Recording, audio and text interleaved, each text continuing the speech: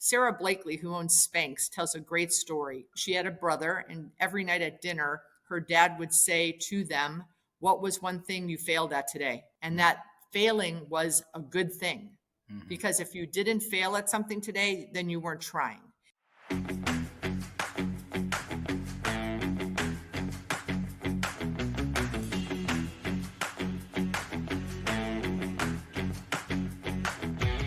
Welcome back to another episode of Keeping It Real Estate. I'm your co-host, Dan Breeze, and today we have Beth Azor joining us on the show. Beth, the founder and owner of Azor Advisory Services, a leading commercial real estate advisor and investment firm based in Southeast Florida.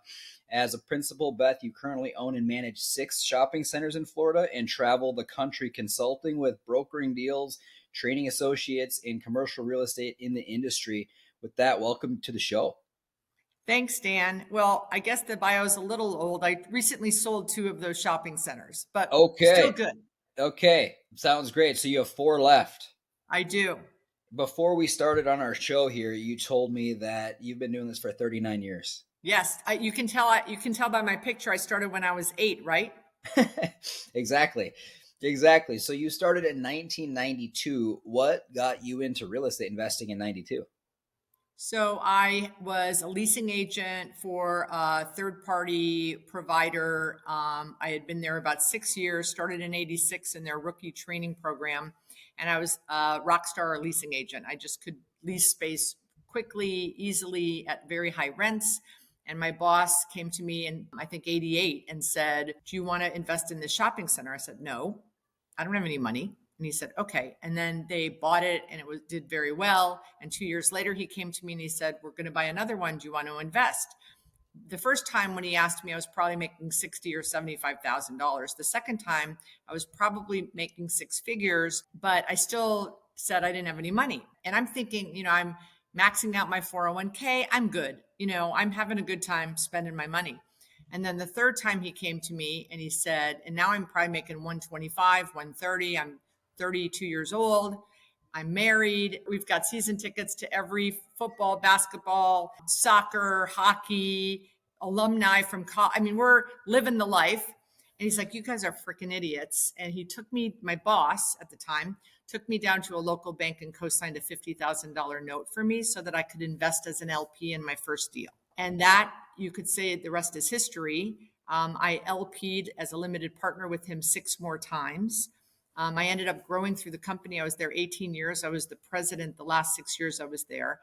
And then I got divorced. I became a single mom, and I couldn't run a company with 150 employees and have a 4-year-old at home. So I left. I kind of semi-retired and knew that I was going to start buying deals on my own account and GPing. And that's what I did, and been investing ever since. And now, as you know, as I shared with you before we got started, I have a mission to help other women do the same. I love it. So your mission to help other women do the same. Why is that speaking? Why is that calling to you? So during COVID, I read a stat that said of all of the investors in commercial real estate, only 3% were women. And of that 3%, half were inherited or spouses on guarantees. So that meant that I was part of 1.5%. And I just thought that was awful. So I started asking my girlfriends, and most of them are in the industry, "Do you invest?" "Yeah." "Where do you invest?" "The stock market." "Okay." "You don't invest in real estate?" "No." "Okay. Why don't you invest in real estate?" "Well, I don't have $1 million. "Okay. Well, you don't need $1 million. "Well, it's complicated and risky." "Well, so is the stock market." And I kept digging. And these were women like friends of mine that rep Home Depot, find a site for Home Depot, and then hand the deal off to a guy developer. And I'm not a man basher, but women need to step up. I said, "You don't even ask to throw your commission in the deal and be part of the equity?" I never thought of that. Because women aren't on golf courses talking about their deals, and women are taught to not really talk about money. So this is kind of this secret. So when I kept digging, then the women started saying, because I would debunk everything that they said. And then all of a sudden this theme kept coming across. "Well, I don't know any women doing it except for you."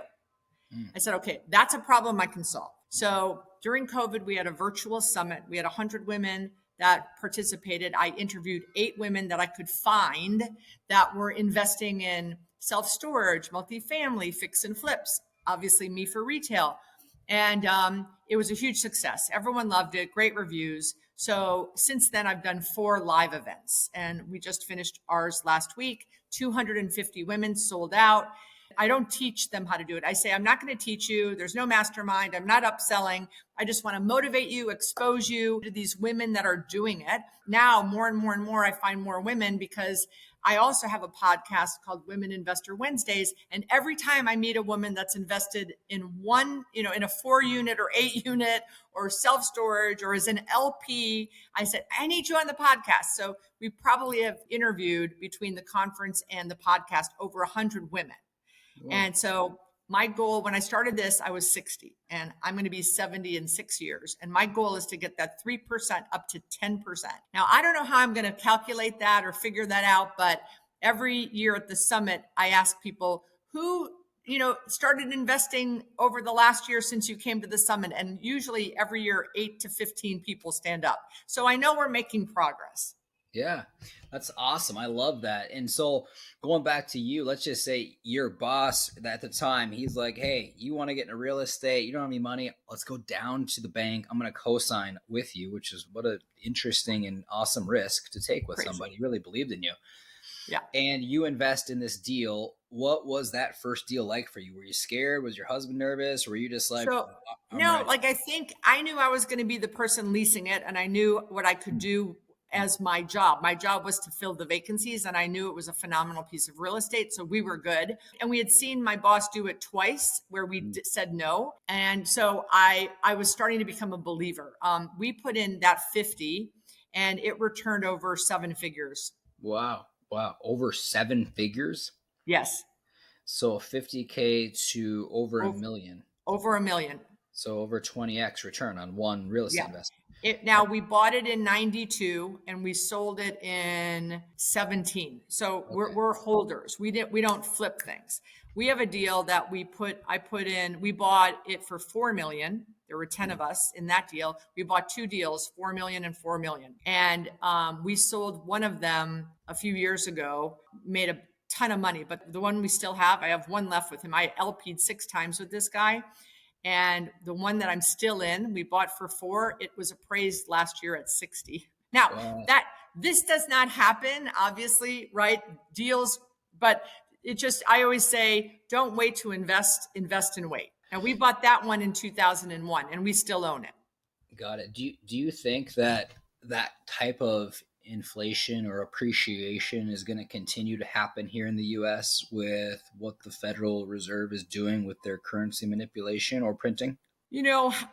I don't know. That's probably above my pay grade when we're talking about the reserve. But I can tell you in certain markets, in the smile states, so, the Northeast down, all the way down the coast to Florida, over to Texas. In 39 years of doing retail leasing, the occupancy has never been higher. The demand has never been higher. So what COVID did is it caused people to say, we want to go out and we don't want to be shopping online 100%. We want to be shopping in stores. We want to get together. The restaurant explosion that's happened with, especially again, in the smile states of people moving from the North, California, New York, the Midwest down to these smile states. And because construction costs are so high, new shopping centers, again, I'm only really retail, so this is what I speak to, but no new centers are being built. So we've got this crazy demand and no development. So for the foreseeable future in my industry, rents are up 30% across the board since COVID. Wow. It's a good thing. It's a good thing to be an owner. Yeah. So let's just say you've got a young lady listening right now and she's hearing what you're talking and you're buying these deals and selling them for 40 million, 60 million valuations, all this, right? What is the best way for them to get involved so they don't come in and make a huge mistake and lose a bunch of money? So I always say, first of all, unlike me, they need to save their money. So I always say, when someone new calls and says, how can I do what you do? I go, well, first of all, save your shekels. One of the considerations or the agreement I made with him when he co-signed that loan for me is he said, from now on, every commission check you get, 20% has to go in an investment savings account so that the next time I come ask you, you're ready. And I agreed to do that. So the first thing I would say to a young lady is save your money, save your money, save your money. Then I would say, figure out the market you would like to invest in and the asset class. I only invest within 10 minutes of my house. All my shopping centers are so I know them very well. I know the tenants, I know the demographics, I know the schools, the hospitals, the churches, I know the traffic counts. I really know what I'm investing in. So learn if it's your home market, or maybe it's the market you went to college. Like we had a speaker last week that talked about student housing and how she's investing where her sons go to school at Tulane. But there's a connection there. Her sons are there. She goes there all of the time. So I think it's important to, and we had another speaker that spoke last week that her and five people got together to do their first investment. They lived in New York and they invested in Detroit and they lost their money. So understanding the market knowledge is crucial. And then an asset class. So I have a friend who I LP with, I give her money as a limited partner. I used to say that I would never invest. I said nothing with a bet in it. And now I'm investing in multifamily and limited stay hotels, but I'm investing as an LP with a GP who loves those asset classes like I love retail. So this young lady should pick an asset class and then probably work in that asset class so that she can educate herself and get knowledge so that when an opportunity comes up, she has some clue about it. And then listening to your podcast and all the podcasts that are out there, there's books on asset classes and investing. So if she was a young lady at, let's say, 26 years old, I'd say save money, learn, try to inhale all of the information about a specific asset class and market. And then in a couple of years, I think you'd be ready. I would not tell her to just, put some money in something where she doesn't. I always say bet on the jockey, meaning the sponsor. Make sure you know who the jockey is, who's the person in doing the investing on your behalf as a sponsor, and asking a lot of questions. And we also tell women, young or old, that haven't invested yet, if you hear of deals that are out there that you can invest in, get the offering memorandum, get the PPM, and read it. Even if you're not planning to invest yet, because the more that you can become comfortable and familiar with what's in these offering memorandums, whether it's how many fees do they charge, if you can read 5 of them, you're going to start to see, oh, this person did this and this person did this, and why did they do this? And then learning from podcasts that maybe that they do that preparation to get ready to make that first investment.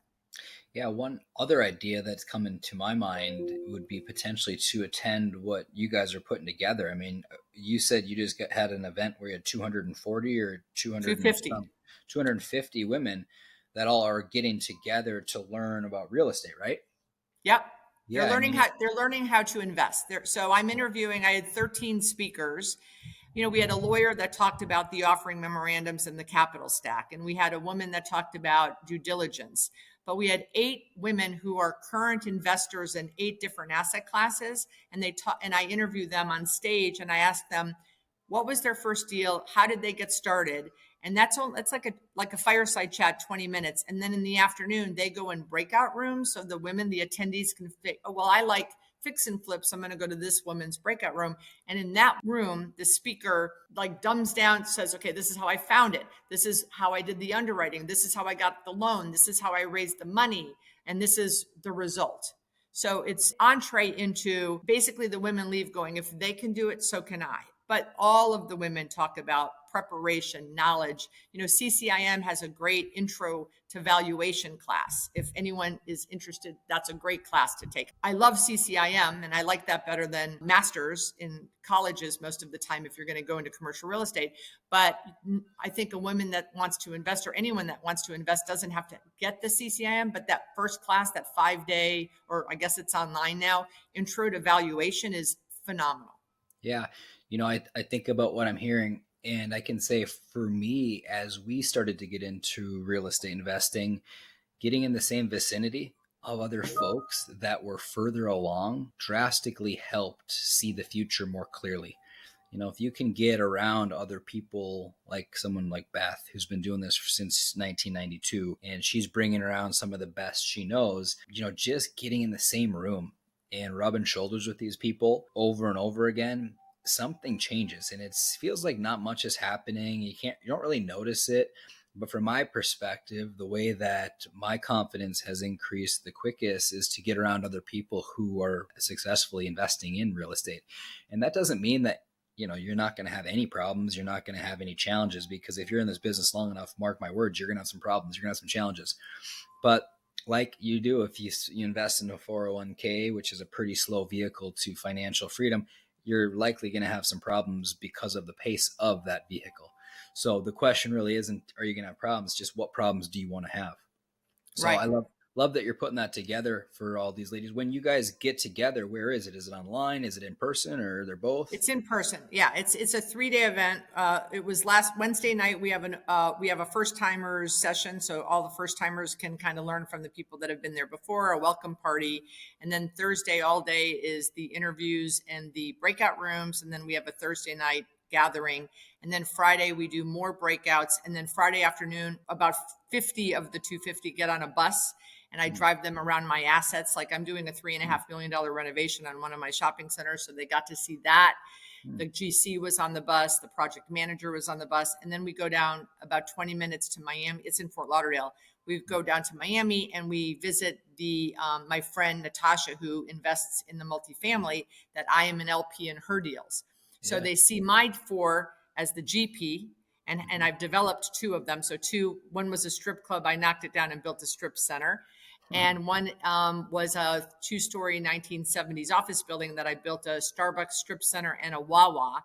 And right now we're under contract to sell the Wawa. So they got to see all of that live as we're doing it today. Yeah, that's awesome. Is it something where men are not allowed to this? Is it women only? It's women only. This year we had 3 men.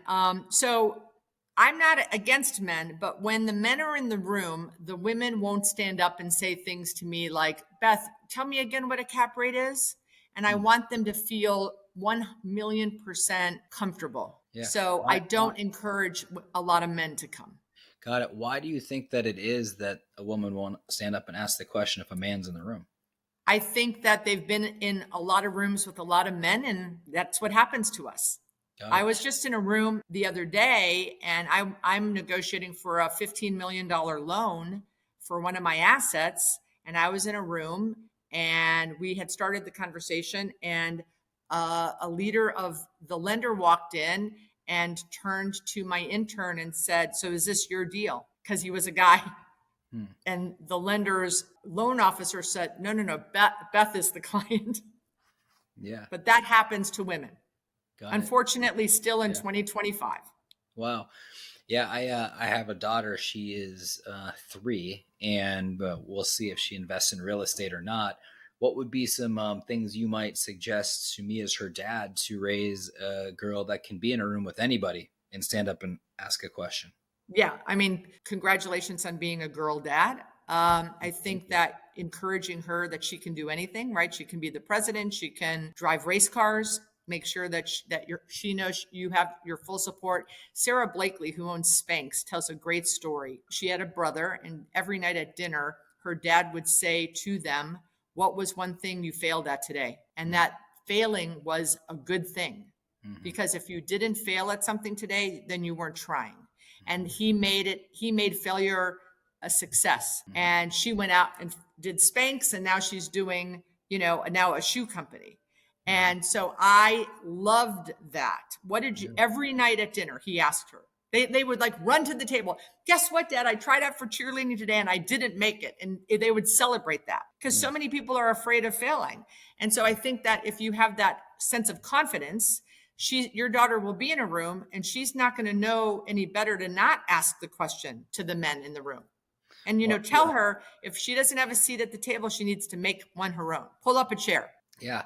What's interesting is, your comment about people are scared to fail. And I'm just curious, why do you think that is? Because I see that a lot in my life as well. And I don't see it just in women. I see it in guys too, boys. A lot of people coming out of high school seems very, very scared to fail or take. Because I think our school system teaches that. In what Our way? school system absolutely does not encourage trying new things. Because it would take too long. I'm not bashing the school system. I think it would take too long. That's why when you have schools like a Montessori, it's a whole different program, because if you're going to let your kid try a lot of things and be creative, it can't fit between 9 and 2 with all of the things the states requires the schools to check the box. And so I think that they're ingrained in school where they spend the majority of their time. It's a pass fail situation, and you don't want to fail, because that means you don't move ahead when you fail. And Sarah's dad didn't believe in that. And look what a $1 billion company she built with not one investor. Amazing. Yeah, I think about that a lot with my children in school, of how there's one right answer.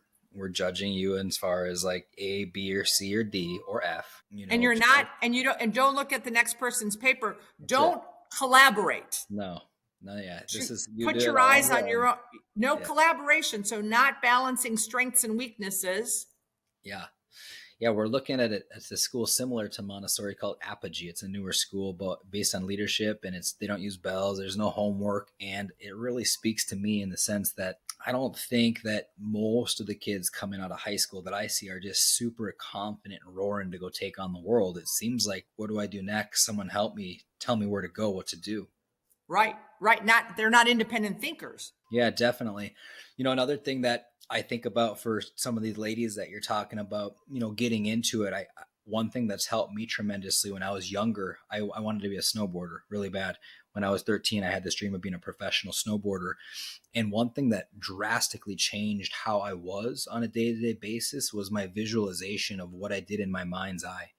And the more I visualized what I wanted to do, the more my confidence went up and the more I talked about it. And that snowball compounding effect changed my identity. It changed how I saw myself internally. And so once I saw myself as a snowboarder, I am a snowboarder. That's how I went to. And I ended up having a snowboarding career. I don't know if you knew that, Beth.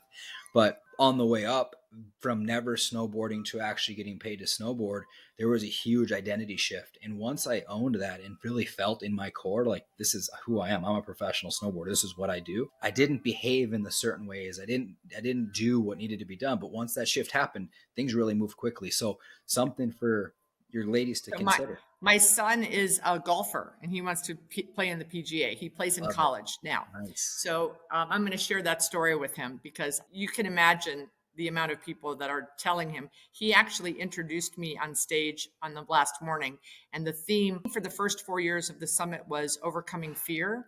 And this year I said, we're putting that away. We're putting that behind us. And this year it's thinking bigger. And my son got up on stage. He's kind of shy, on the last morning, with a hoodie that said "Dream Bigger," and he told the story about how many people were just, saying it's impossible. You're not going to be able to do it. And he said, I have stopped listening to those people. I'm the only one that can stand in my way, and I'm going to have, limitless thinking. And I mean, he got a round of applause for these women in the room. And the thing with women is, what I found out, Dan, 5 years ago, is they didn't know they could do it. Like, you had an idea, like my son knows he could be a golfer, and you saw snowboarders. Women, because they didn't see any other women doing it, they said, we didn't really know. We thought we needed $1 million. So that's my mission. And every Wednesday night at 7 on my podcast, I'm telling the world, you can do it. You could put in 25,000 and be an LP and be an investor. And yes, you can lose all of the disclaimers. You can lose all your money, but you can do research and preparation. But women didn't see other women doing it. And that's what I'm trying to fix. Every time I meet a woman that invests, like I was listening to one of your podcasts with the other snowboarder, and her dad, the developer, like I'm calling her, because every time I hear of a woman that has anything to do with potentially investing, I need them on my podcast. Yeah, that gal. Yeah, the podcast, she had 9 knee surgeries. Yeah, a skier, very similar background, had a dad who really pushed her to follow her passion, and is doing very well in real estate and has an incredible attitude, incredibly positive mental attitude as well. So looking at your, portfolio, you're managing 4 shopping centers. Pretty impressive. What are some of the key strategies that you use to ensure that these properties perform well in a competitive market? What are you doing to make sure that you're taking care of your capital and your investors' capital? Yeah. So my buy box that's where it starts. So I will buy in a very high income neighborhood, so 100,000 income or more. I don't buy shopping centers that are U-shaped because the corners in the elbows, they're unleasable. All of the vacancy in the country are in these corners. They call them the elbows. So I always buy strip centers that are parallel to the street, so there's no like corners. I like traffic counts of 50,000 or more, which is a lot of cars. I love to be near hospitals and colleges because that means my restaurants will get lunch and dinner. I love in South Florida Latin neighborhoods because that means I'm going to get 2 dinners. I get the gringo like me at 6 or 7, and then I get the Latins at 9. And so rent is a function of sales. So the more sales I can ensure my tenants, that anything I can do, if I'm by a hospital, by a college, have a Latin community, they're going to have more sales. And that means I get more rent. Got it. And with these tenants, what's your typical tenant that's renting or leasing from you like? So I have Starbucks, Aspen Dental. I have a lot of locals that, I have a sub shop. The typical Subway does about 300,000 to 400,000 a year in sales. I have a sub shop that does 2.4. Wow. Yeah. So a lot of locals. Under Armour has a concept called Mission Barbecue. They're my tenant. I have Verizon, Select Comfort, Blaze Pizza, Longhorn Steakhouse. So these are mostly strip centers. I don't have any grocery anchored centers. Okay. And so moving forward, you've got 4 currently. What are you looking to do as you think bigger this year? Do you have ultimate goals to continue to buy more? I would like to, but because I buy within 10 minutes of my house, I have a narrow. So it was funny. I talked on stage last week. I said, my first year's investing, I was an LP 6 times. Then when I went on my own, I GP'd, general partnered 13 times. And in the last 3 years, I've LP'd 14 times. So now as I'm meeting the women, Dan, I'm now investing in their deals as an LP. I'm not co-signing $50,000 notes like my boss did for me, but I am giving 25,000, 25. I'm in a limited stay hotel in Green Bay, Wisconsin. I'm from Wisconsin. So when that deal came up and it's 3 blocks from Lambeau Field, I go, we're in, my family's in. And I did something out in California. I invested with another a hotelier who's helping women not just be the housekeepers, but become owners. So I invested in her fund.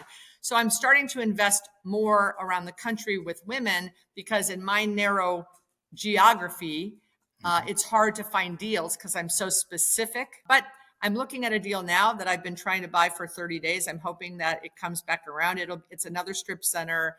It's going to be about 15 to 16 million.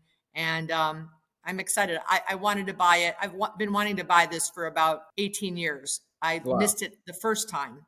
Yeah, wow. The deal that I invested in last year, I met the owner when he was 76. And when he turned 90, he let me come in. So that's the one I'm doing the $3.5 million renovation on. So I'm a 40% partner with him. So I bought into his deal. So he's 91. He's my partner.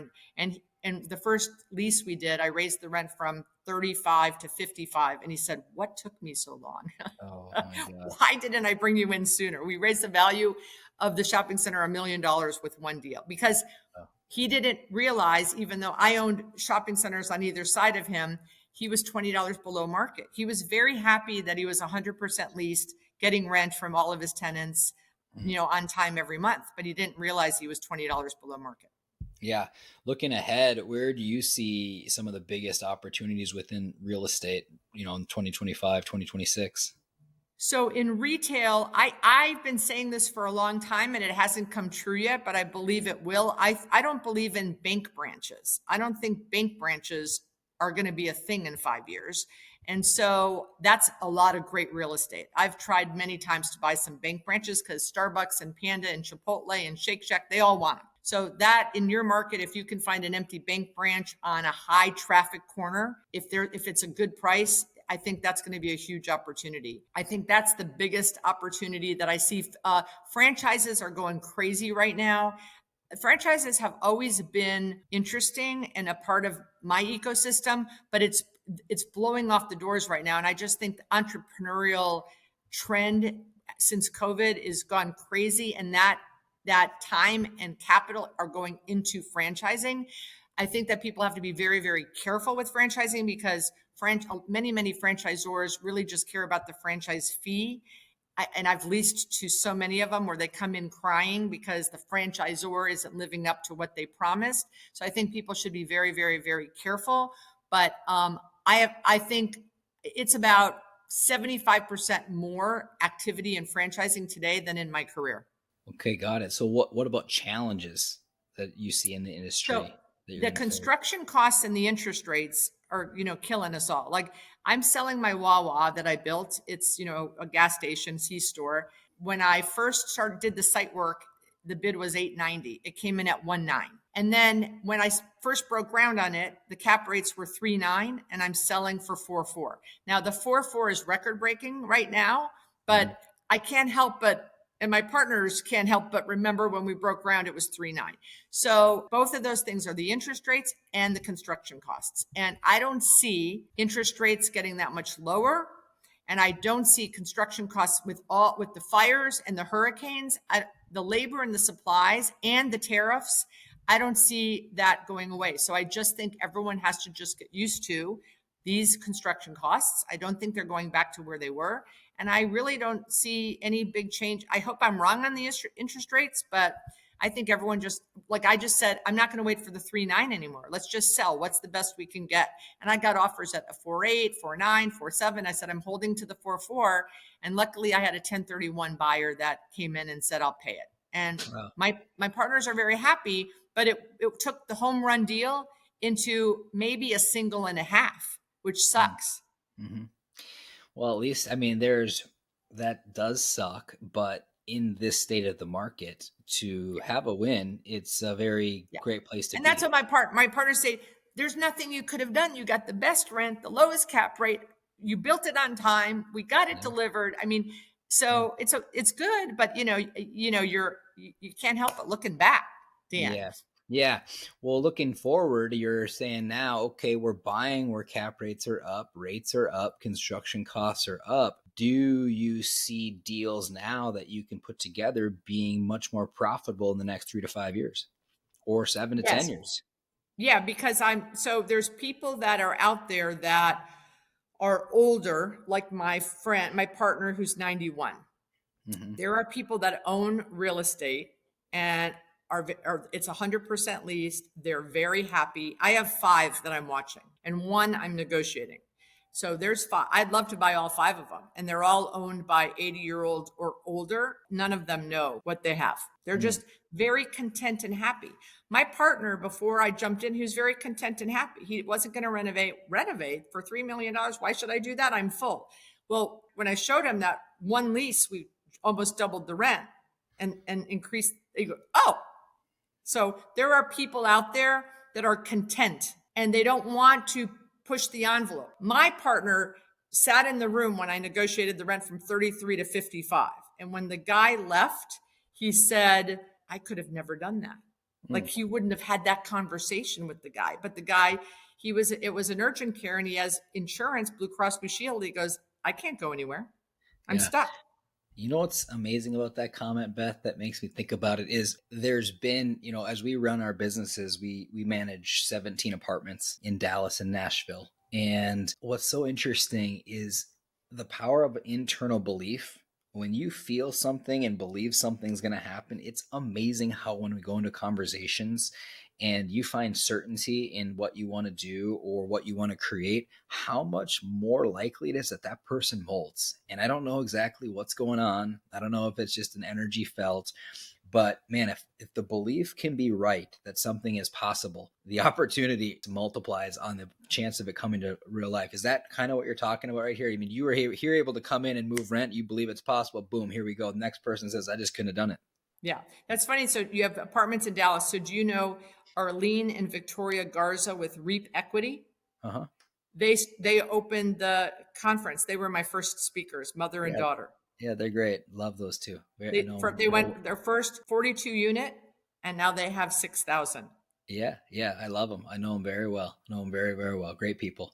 Well, that's really great. Before we part, I always love to give our listeners a great book recommendation, something that's really made a positive impact on you. Do you have any recommendations of anything that you think our listeners should be reading?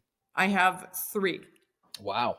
Let's hear 'em. So, The Confident Mind is amazing by Dr. Nate Zinsser. He was the mindset coach for West Point. So, I meet a lot of people that want to increase their confidence, but there's not a lot of books out there that show you how to do it. This Mm, shows you how to do it. So, The mm, Confident Mind. mm, 10x is easier than 2x. mm. You're nodding, phenomenal, phenomenal. But the book of the year for me is Die with Zero. So I'm 64. So Die with Zero has changed my life and my family's life. I think you have to be probably 40 or higher to read that book to have an impact. But read the book, Die with Zero.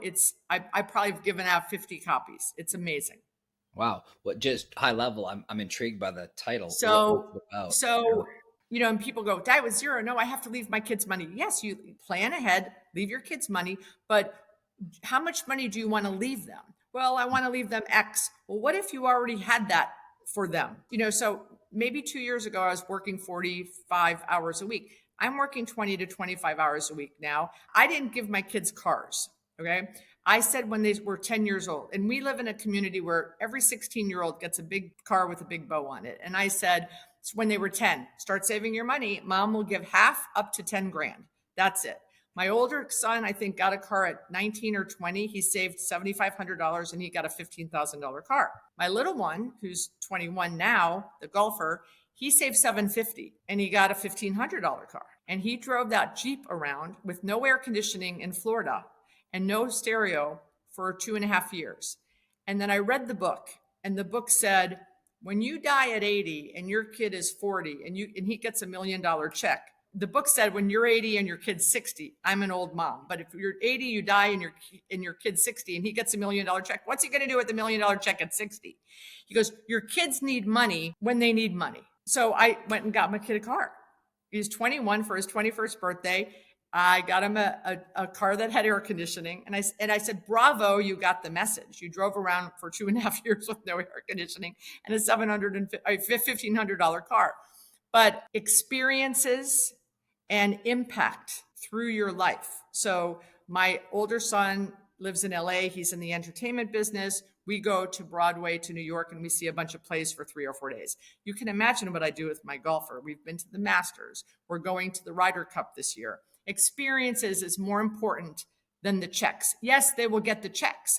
But if you want to leave your kids $1 million each or 500,000 each or 2 million each, you don't need to leave them 4 million each. Spend the money while you're alive with them. Beautiful. I'll have to check it out. Die with Zero. That's a new title for me. Never heard about it till today. Well, gosh, Beth, thank you so much for joining us on the show. If our listeners do want to get a hold of you, how can they reach out to you? So I'm on all of the social media, Instagram, Twitter, LinkedIn. You can find me, Beth Azor, on all of them. Okay, Beth. Well, thank you so much for tuning in. And thank you Thanks, all for Dan. listening, to another episode of Keeping It Real Estate. If you haven't already, make sure to visit our website and fill out the Contact Us form just so we can keep you up to date with any of the important real estate news we're seeing and for any future investment opportunities. And again, thank you so much for listening. We'll catch you next week on another episode of Keeping It Real Estate.